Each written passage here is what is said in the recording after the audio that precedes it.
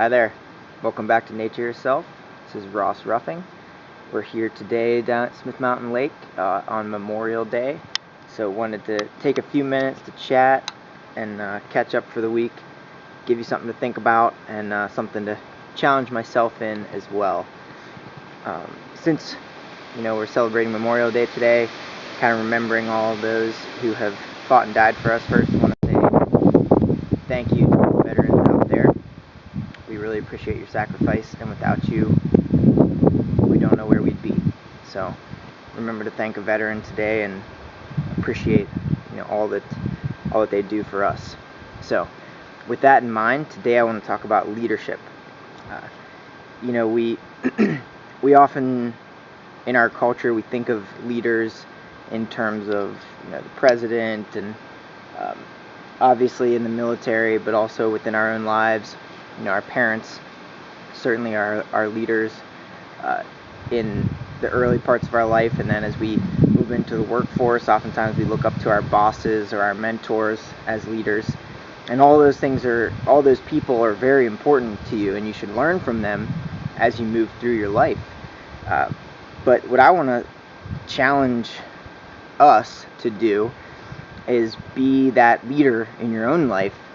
Obviously, nobody can change your life the way you can.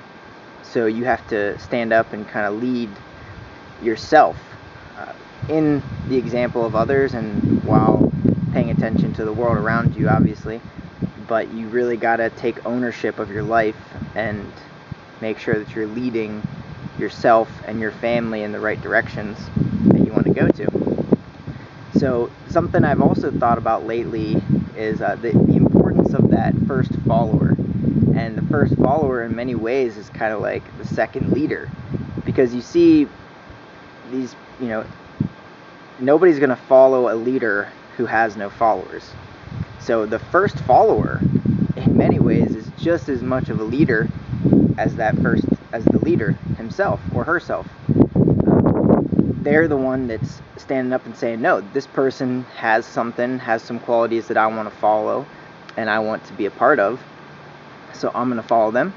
And then the third, fourth, fifth, sixth followers, and then hordes of people tend to follow once you have that first follower, or second leader, as sometimes I like to consider it. So in terms of leadership, you want to look at the people around you and see who that second leader, that first follower is of yours, and say to yourself, that's my most important ally. Leadership, although we think of leaders as one single person who leads many, leadership is a communal effort, I believe. And I think that the best leaders are those who kind of lead by example, and people want to follow them because of their example. And those are the kind of people who work in conjunction with their followers and say, okay, I might be the leader because these people look up to me, but I have a lot to learn from them as well, and we can help each other get closer to our whatever it is you're trying to accomplish by following a certain person or by leading a certain group. So in terms of nature, we look around ourselves and everything follows a certain pattern of things. Life's leader, we all don't really know what that is, but there is this force that everything follows. So take lessons from what's around you. Leadership doesn't have to just mean one thing in terms of humans.